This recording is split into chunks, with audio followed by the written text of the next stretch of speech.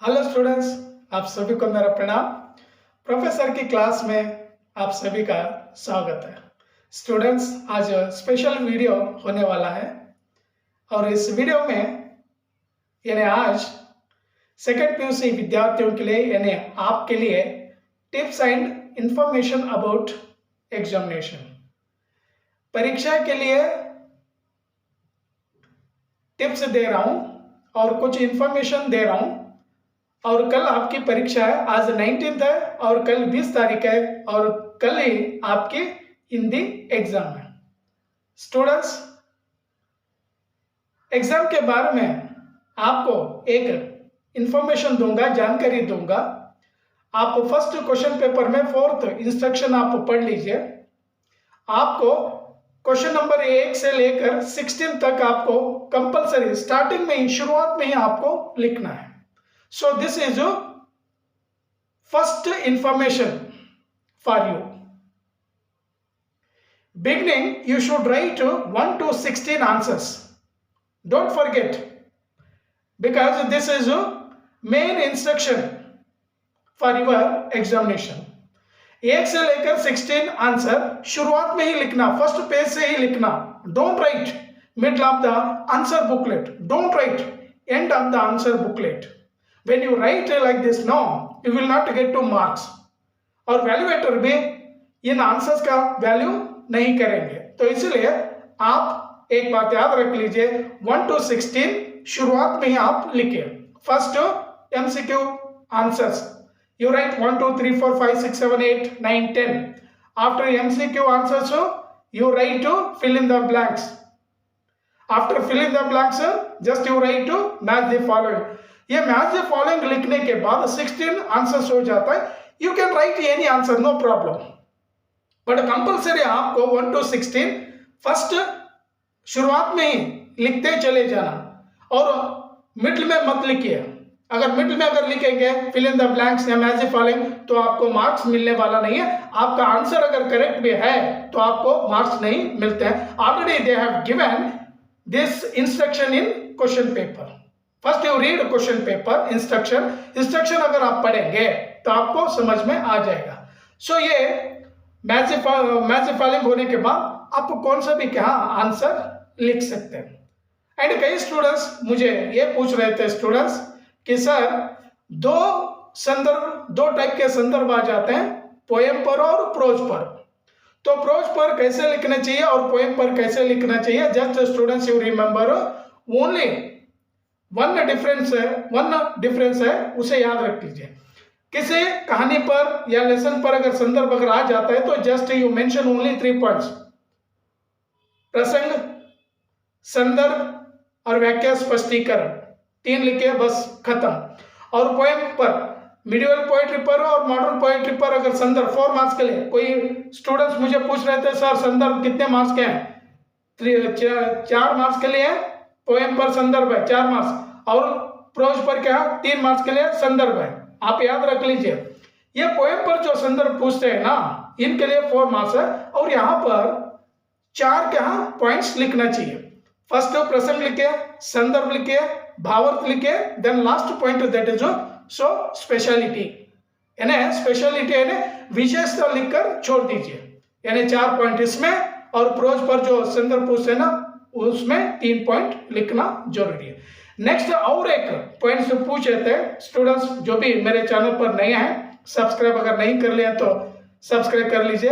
ये वीडियो आज बहुत ही क्या यूजफुल वीडियो बना रहा हूं और हर एक स्टूडेंट को ये वीडियो देखना चाहिए। हर एक स्टूडेंट अपने दोस्तों को, अपने फ्रेंड को क्या शेयर करना चाहिए और कम से कम लाइक में क्या आप करिए, क्योंकि अंत तक इस वीडियो को क्या देखे, बीच में स्किप मत करिए क्योंकि कुछ समझ में नहीं आएगा।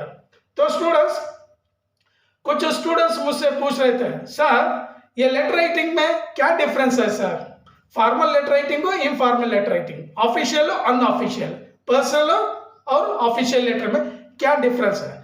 अगर आप फॉर्मल लेटर अगर लिखते हैं या ऑफिशियल लेटर लिखते हैं तो ऑफिशियल लेटर में you should and must mention subject, यानी टू एड्रेस लिखना, फ्रॉम एड्रेस को आप लिखते हैं। और आपको एक बात कहूंगा स्टूडेंट्स, जो वर्कबुक में जो लेटर राइटिंग फॉर्मेट दिए ना उसी फॉर्मेट को फॉलो करिए. That is the main. Already our PU board has given a format, no letter writing format. That format only we follow. We should and must follow that format. दूसरा format use मत करिए. From address right side में top पर और to address इसमें वो होने के बाद रेस्पेक्टेड होने के बाद सब्जेक्ट मेंशन करिए. सब्जेक्ट मेंशन करने के बाद body of the letter writing, then yourself जो लेटर लिखते हैं ना वो, ये ऑफिशियल हुआ.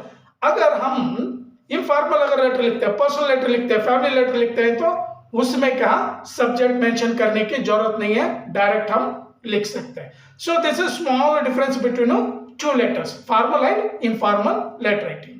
सो ये एक बात हो गई स्टूडेंट्स. और कई स्टूडेंट्स मुझसे पूछ रहे थे कि सर आपने जो कुछ भी दिए हैं, इंपॉर्टेंस क्वेश्चंस दिए हैं या ब्लूप्रिंट अगर दिए हैं, तो स्टूडेंट्स याद रखिए मैं आपसे चैलेंज कर रहा हूं, अगर ब्लूप्रिंट अगर फॉलो नहीं करेंगे तो मैं वीडियो कल से यानी कल I will see question paper, annual exam question paper, अगर ब्लूप्रिंट के अनुसार अगर क्वेश्चन पेपर अगर नहीं आया, I picked this channel. Professor की क्लास आपको यूट्यूब में कहीं भी देखने के लिए नहीं मिलेगा, मैं छोड़ दूंगा. यह मेरा वादा आपसे है, आई प्रॉमिस यू. अगर आप YouTube में अगर सर्च करेंगे प्रोफेसर की क्लास कहाँ है आपको नहीं दिखेगा, मैं कल डिलीट कर दूंगा, क्योंकि मुझे उतना कॉन्फिडेंस है. मैं भी एक लेक्चरर हूँ और बच्चों को जो कुछ भी इंफॉर्मेशन दे रहा हूँ, जो कुछ भी मैं सिखा रहा हूँ ना, वो दिल से सिखा रहा हूँ और सही सिखा रहा हूँ. ये आपसे मेरा प्रॉमिस है. अगर ब्लूप्रिंट 1 के अनुसार क्वेश्चन पेपर अगर नहीं आया तो मैं पूरा क्विट कर दूंगा, इस चैनल को ही डिलीट कर दूंगा. आपसे ये मेरा ಪ್ರಾಮಿಸ್ है. ಸ್ಟೂಡೆಂಟ್ಸ್ ಇದು ನಿಮಗೆ ಪ್ರಾಮಿಸ್ ಮಾಡ್ತಾ ಇದ್ದೀನಿ. ಎಷ್ಟೋ ಸ್ಟೂಡೆಂಟ್ಸ್ ನನ್ನನ್ನೇ ಕೇಳ್ತಾ ಇದ್ರು, ನಿಮಗೆ ಗೊತ್ತು ಸರ್, ನಿಮಗೆ ಗೊತ್ತು ಅಂತ. ಬ್ಲೂ ಪ್ರಿಂಟ್ ಇರಲಾರ್ದೆ ಕ್ವಶನ್ ಪೇಪರ್ ಯಾರು ರೆಡಿ ಮಾಡಲ್ಲ, ಬ್ಲೂ ಪ್ರಿಂಟ್ ಯೂಸ್ ಮಾಡಲೇಬೇಕು. ಎಷ್ಟೋ ಸ್ಟೂಡೆಂಟ್ಸ್ ನನ್ನ ಕೇಳ್ತಾ ಇದ್ರು, ನಾವು ಮೂರು ಎಲ್ಲ ಮರ್ಜ್ ಮಾಡಿಬಿಟ್ಟು ಕ್ವಶನ್ ಕೇಳ್ತಾರಂತ. ಯಾರು ಆ ಥರ ಕೇಳಲ್ಲ. ಒಂದು ವೇಳೆ ಆ ಥರ ಕೇಳಿಬಿಟ್ರೆ ನಾನು ಹೇಳ್ತಾ ಇದ್ದೀನಲ್ಲ, ನನಗೆ ಈ ಯೂಟ್ಯೂಬ್ ಚಾನಲನ್ನೇ ನಾನು ಡಿಲೀಟ್ ಮಾಡ್ತೀನಿ. So just you remember what I am giving here information, what I am giving here tips, no, just you remember and you follow this channel. This channel is a so good channel for your education. ಸುಮ್ಮನೆ education ನಾನು channel ಮಾಡಿಲ್ಲ, ಸುಮ್ಮನೆ ನನಗೆ ಏನು ಇದು ಅದು ಕಾಟಾಚಾರಕ್ಕೆ ಮಾಡ್ತಾ ಇಲ್ಲ. ಸೊ ನಿಮ್ಗೆ ಒಳ್ಳೆ ಇನ್ಫಾರ್ಮೇಶನ್ ಕೊಡೋ ಸಲುವಾಗಿ ನಾನು ವಿಡಿಯೋ ಮಾಡಿ ಬಿಡ್ತಾ ಇದ್ದೀನಿ. ಅಟ್ಲೀಸ್ಟ್ ನಾನು ಎಷ್ಟು ಅಪ್ಲೋಡ್ ಮಾಡಿದ್ದೀನಿ ಗೊತ್ತಾ, ಇದರಲ್ಲಿ 500 ಅಬೌವ್ 500 ಅಪ್ಲೋಡ್ ಮಾಡಿದ್ದೀನಿ. ಸೊ ಸ್ಟೂಡೆಂಟ್ಸ್ ನೀಟಾಗಿ ಬರ್ಕೊಂಡೋಗಿ, ಆಮೇಲೆ ಸೊ ಆಪ್ಕೋ ಅವರು ಕುಚ್ ಇನ್ಫಾರ್ಮೇಶನ್ ದೂಂಗ. ಯಾವಾಗಲೂ ಅಷ್ಟೇ ನೀವು ಆನ್ಸರ್ ಬರೆಯುವಾಗ ಸೀರಿಯಲಾಗಿ ಬರ್ಕೊಂಡೋಗಿ. You write 1 2 3 4 5 6 7 till end, you write serial wise answers. So एक के बाद आप आंसर्स लिखते चले जाइए. क्वेश्चन में 4 अगर देंगे तो आपको 2 लिखना है, तो just you right only 2, don't write extra, क्योंकि हम लोग फाइन करेंगे. एक्स्ट्रा कराए तो एक्स्ट्रा का कर मार्क्स देंगे, लेकिन वो मार्क्स ऐड नहीं होंगे. संदर्भ अगर 4 देंगे, 4 में से 2 लिखने के लिए कहेंगे तो जस्ट यू राइट ओनली 2 संदर्भ, don't write extra, don't waste your time. For I tell you one thing students, focus on grammar, and so many time I told you focus on grammar. Grammar ಚೆನ್ನಾಗಿ ಓದ್ಕೊಳ್ಳಿ. Grammar अगर आप पढ़ लिए तो आपको अच्छे मार्क्स क्या मिल पाते हैं. स्टूडेंट्स आप सही ढंग से लिखिए और 1 मार्क के लिए एक ही वर्ड के यहाँ आंसर लिखते चले जाए, एक सेंटेंस में ना लिखे, टाइम वेस्ट मत करिए. आपको टाइम ज़्यादा चाहिए, जो लॉन्ग आंसर लिखते हैं 3 मार्क्स के, 4 मार्क्स के संदर्भ, 5 मार्क्स के जो सूखी डाली पर, वहाँ पर आपको टाइम लग जाता है. और पैसेज के लिए, ट्रांसलेशन के लिए, ये ग्रामर के जितने भी पार्ट्स हैं उनके लिए टाइम नहीं लगता है. शुद्ध हैंडराइटिंग, थोड़ी सी अच्छे handwriting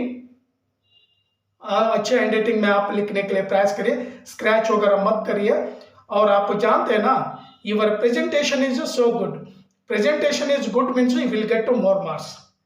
so keep in your mind, handwriting अच्छी होनी चाहिए, प्रेजेंटेशन भी सही ढंग से अगर है समझ लीजिए, आप अब 75 मार्क्स आप जरूर क्या ले लेंगे. तो स्टूडेंट्स ये वीडियो क्या लॉन्ग हो जाता है. स्टूडेंट्स बेस्ट ऑफ लक, कल की परीक्षा के लिए, और आप अच्छे लिखेंगे और सारे स्टूडेंट पास हो जाएंगे। और जितने भी स्टूडेंट्स पास अगर हो जाएंगे तब भी मैं वीडियो बनाऊंगा और की आंसर्स के बारे में भी वीडियो बनाऊंगा और आपके साथ कंसल्ट में क्या रहूंगा, और आप भी मुझे इसी तरह का सपोर्ट करते रहिए। Best of luck once again students, best of luck. अच्छी तरह से आप लिखकर अच्छे मार्क्स लेकर पास हो जाइए। थैंक यू स्टूडेंट्स, जय हिंद।